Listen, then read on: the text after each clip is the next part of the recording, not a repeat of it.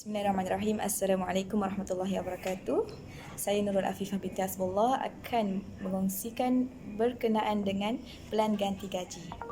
Okey, selamat datang responden. Terima kasih.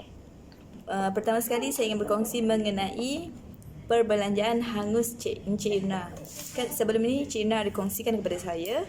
Okey, pendapatan Encik Irna sebanyak 900, betul? Betul. Okey. Dan perbelanjaan hangus yang memang Cik Irna akan bayar setiap bulan. Seperti minyak 50 kan. Lagi apa lagi ya? Untuk makanan dalam 400. Okey, 400 untuk makanan. Liability RM50. untuk utility kan RM50. Lepas tu untuk ibu bapa RM200. RM200. Lain-lain ada? Lain-lain saya sediakan untuk kejimasan dalam Okey. RM200. Sebanyak RM200. Pendapatan RM900. Cuba Cik Irna kira total jadi berapa? Perbelanjaan hangus tadi. Dia sama-sama kira. Jom kita sama-sama kira. 400 tambah 200 tambah 200 tambah 100. Jadi total RM900. Cukup dengan pendapatan ini. 900 ini. Tiba-tiba, kalau bayangkan, tiba-tiba jadi macam ni.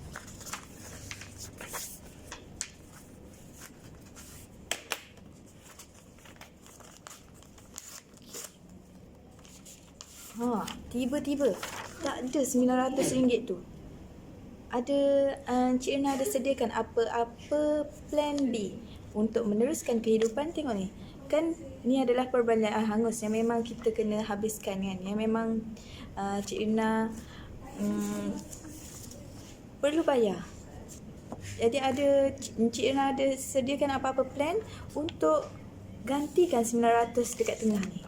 Seandainya berlaku macam ni, tiba-tiba tak dapat, berlaku sebarang risiko, contohnya macam sakit ataupun masuk ward ke, kematian ke, berlaku kematian, macam mana nak tanggung risiko-risiko ni dengan jumlah? Saya tak pernah terfikir untuk plan kalau macam saya tak ada pendapatan. Tak pernah terfikir untuk plan pendapatan. Tak apa, tak pernah terfikir, tak apa.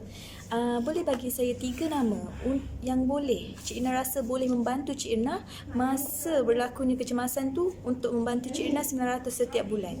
Boleh bagi saya 3 nama. Ibu, ayah dengan abang. Okey. Mungkin untuk bulan pertama, bulan kedua mereka boleh bantu. Tapi seandainya berlaku selama setahun, adakah kita nak berterusan minta tolong daripada dia 900 sebulan, setiap bulan? Mereka juga mungkin perlu menggunakan duit untuk perbelanjaan lain.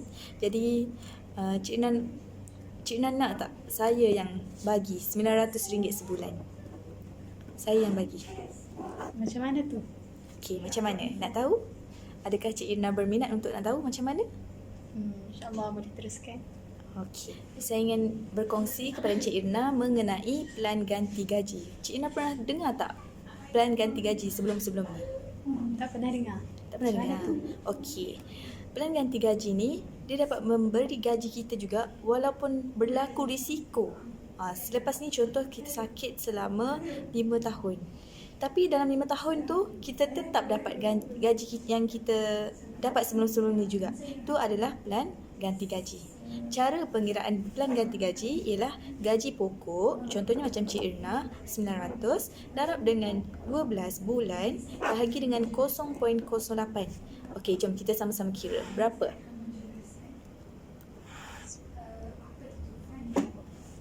Okey, Cik Irna dapat berapa?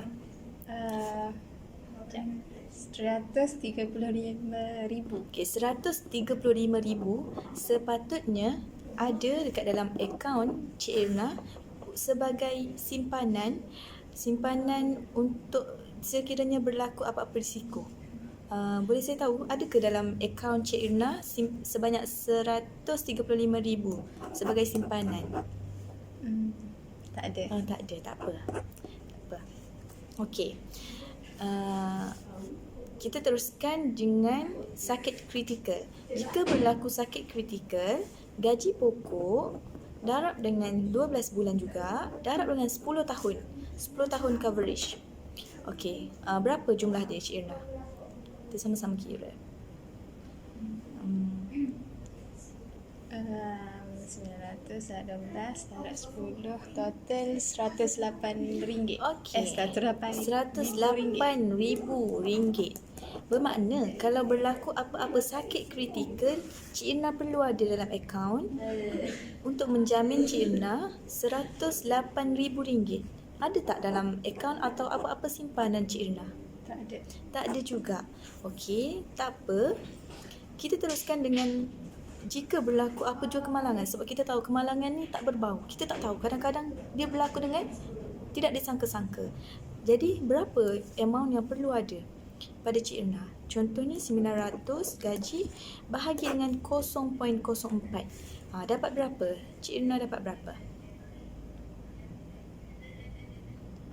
RM22,500. 22,500. Cik Irna dapat 22,500. Jika berlaku kemalangan apa-apa jua punca, Cik Irna ada ke simpanan sebanyak 22,500? Ada? Tak ada juga. Kalau okey, tak ada juga, tak ada juga. Dan jika Cik Irna masuk wad, sebab kemungkinan juga masuk wad kan, macam mana kita nak bekerja, macam mana nak dapatkan pendapatan.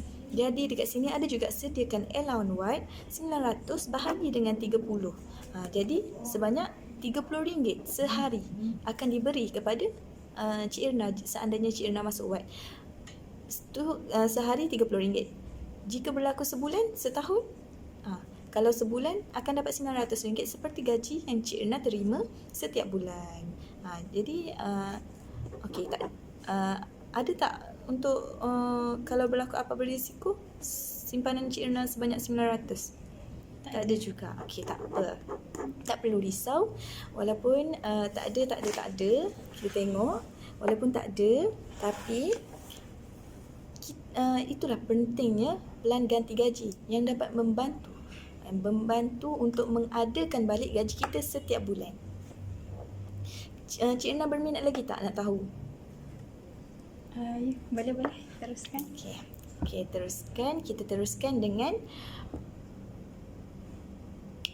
jika berlaku kematian, ada lagi seandainya Cik Irna simpan dalam pelan ganti gaji ini, Cik Irna akan dapat khairat kematian. Mati itu pasti, bukan? Jadi macam mana kita nak memudahkan orang lain untuk menguruskan? Kita siap-siap ada sekali. Khairat kematian tu sebanyak RM2,000. RM2,000 untuk khairat kematian.